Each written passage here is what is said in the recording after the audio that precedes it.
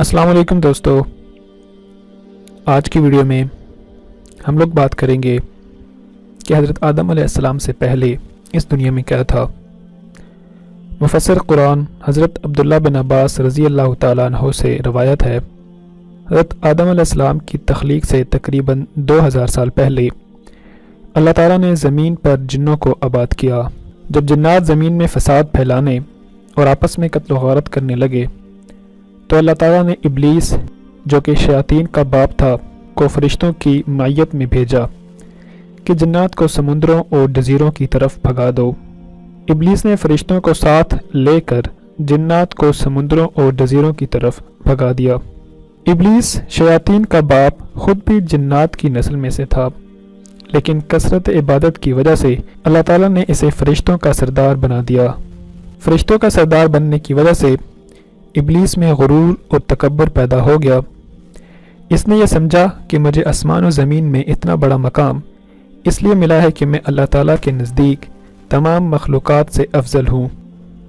اللہ تعالیٰ کو اس کا غرور اور تکبر پسند نہیں آیا، اور اسی وقت اللہ تعالیٰ نے فرشتوں کے سامنے ایک ایسی مخلوق کو پیدا کرنے کا اظہار فرمایا جو اللہ تعالیٰ کا خلیفہ بنے۔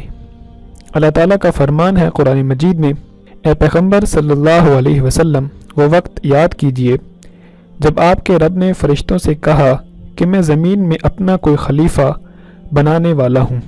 فرشتے زمین میں جنات کا فساد اور خون ریزی دیکھ چکے تھے۔ فرشتوں نے حکمت معلوم کرنے کے لیے کہا، اے اللہ، کیا آپ زمین میں ایسی مخلوق کو اپنا نائب بنانا چاہتے ہیں جو زمین میں فساد پھیلائے اور خون ریزی کرے، جبکہ ہم آپ کے حمد کے ساتھ تسبیح اور پاکیزگی بیان کرتے ہیں۔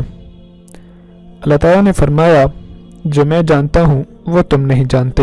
سورہ بقرہ آیت نمبر 30۔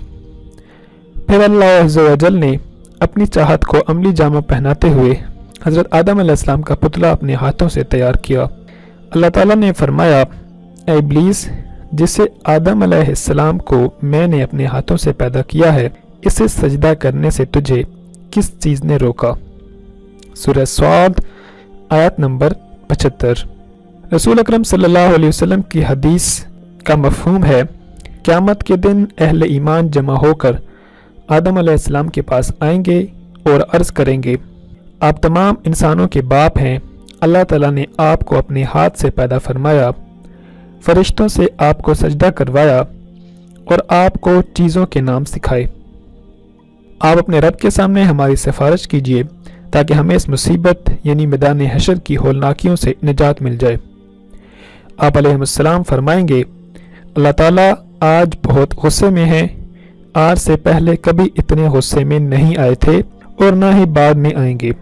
اللہ نے مجھے درخت کے پاس جانے سے منع کیا تھا، لیکن مجھ سے غلطی ہو گئی، لہٰذا آپ کسی اور کے پاس چلے جاؤ۔